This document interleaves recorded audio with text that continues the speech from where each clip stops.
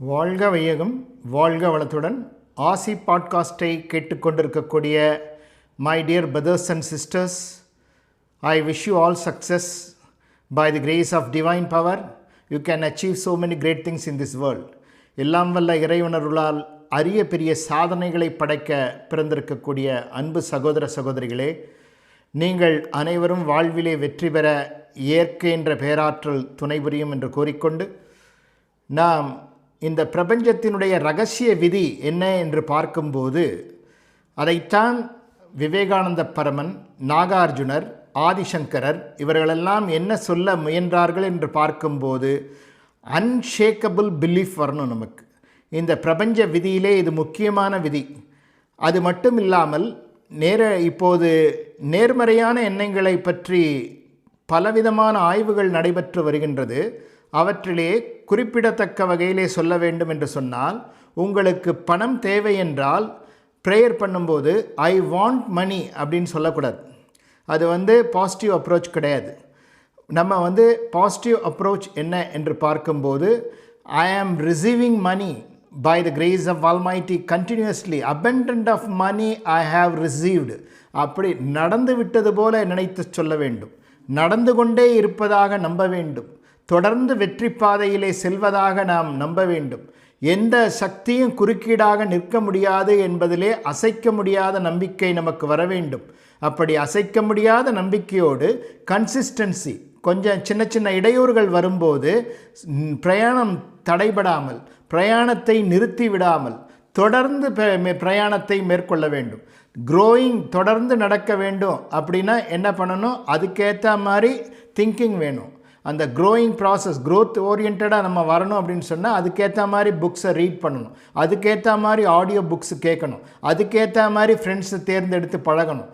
இப்படி அதில் ஒரு கன்சிஸ்டன்சி வரும்போது நமக்கு வளர்ச்சி என்பது தவிர்க்க முடியாத ஒன்றாக மாறிப்போகும்.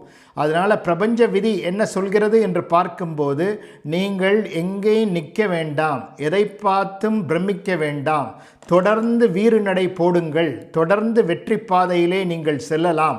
நீங்கள் வெற்றி பாதையிலே செல்வதற்கு முட்டுக்கட்டையாக இருப்பது எது என்று பார்க்கும்போது உங்களுடைய எண்ணங்கள் மட்டுமே, வேறு யாரும் கிடையாது என்பதிலே நமக்கு ஒரு தெளிந்த பார்வை வர வேண்டும். தொடர்ந்து நாம் முன்னேறிக்கொண்டே இருக்கின்றோம் என்று சொல்ல வேண்டும். தொடர்ந்து முன்னேறிக்கொண்டே வர வேண்டும். முன்னேறிக்கொண்டே வரக்கூடிய நாம் அடையக்கூடிய பொருளாதாரம், நாம் அடையக்கூடிய செல்வம், செல்வாக்கு, ஆற்றல், இதை நற்காரியங்களுக்காக ஒரு குறிப்பிட்ட சதவீதம் பயன்படுத்த வேண்டும். எது நமக்கு அகங்காரத்தை குறைக்கும், இது ஆணவமற்ற அந்த அன்பு, தெய்வீக அன்பை நம்மக்கிட்ட குடியிருக்க செய்யும். தெய்வீக ஆசீர்வாதங்கள் நமக்கு வர ஆரம்பிச்சிடும். அதற்கு என்ன செய்ய வேண்டும் என்று பார்க்கும்போது, ஒரு 10% அல்லது ஒரு 5% நம்ம சம்பாதிக்கிறதுல ஒரு 1000னா 50, அந்த 10,000 சம்பாதிக்கிறோன்னா அதில் ஒரு 500 ரூபா நல்ல காரியத்துக்காக பயன்படுத்துறதுன்றதுல உறுதியாக இருக்கணும். என்ன இது வந்தாலும் சரி, அந்த படிக்கிற குழந்தைங்களுக்கோ அல்லது வேறு யாரோ கஷ்டப்படுறவங்க அக்கம் பக்கத்தில் இருக்கவங்களுக்கோ ஏதாவது அரிசி பருப்பு வாங்கி தரதுக்கோ எதுக்கோ ஒன்றுக்கு அந்த 10,000 சம்பாதிக்கிறவங்க 500 ரூபாய் இது பண்ணணும். 50,000 சம்பாதிக்கிறவங்க 5,000 செலவழிக்கிறது அல்லது ஒரு 2,000 3,000 மாதத்தில் செலவழிக்கிறது அப்படின்றதுல உறுதியாக இருக்கும்போது நேச்சர் என்ன பண்ணும்? அது இவங்க கிட்ட போகக்கூடிய இது நற்காரியங்களுக்கு பயன்படுது அப்படின்ற முறையில் இன்னும் நிறைய அபண்டண்ட்டாக வர ஆரம்பிச்சிடும்.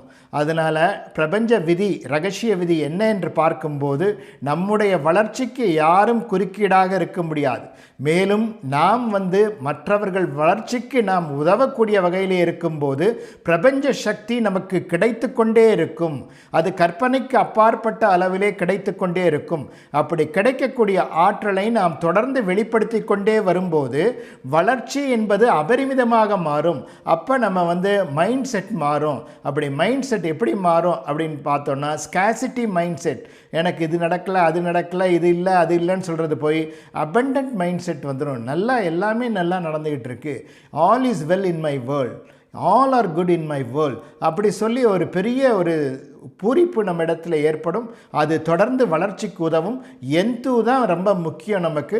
அது ஃபிசிக்கலாகவும் இருக்கணும், எமோஷ்னலாகவும் இருக்கணும். நல்ல உற்சாகத்தோடு நம்ம செயல்திறனை அதிகரித்து கொண்டே வரும்போது கம்யூனிகேஷன் ஸ்கில், ரைட்டிங் ஸ்கில், இந்த செயல்திறன் இதையெல்லாம் அதிகரித்து கொண்டே வருகின்ற போது நமக்கு தொடர்ந்து வளர்ச்சி இருக்கும்.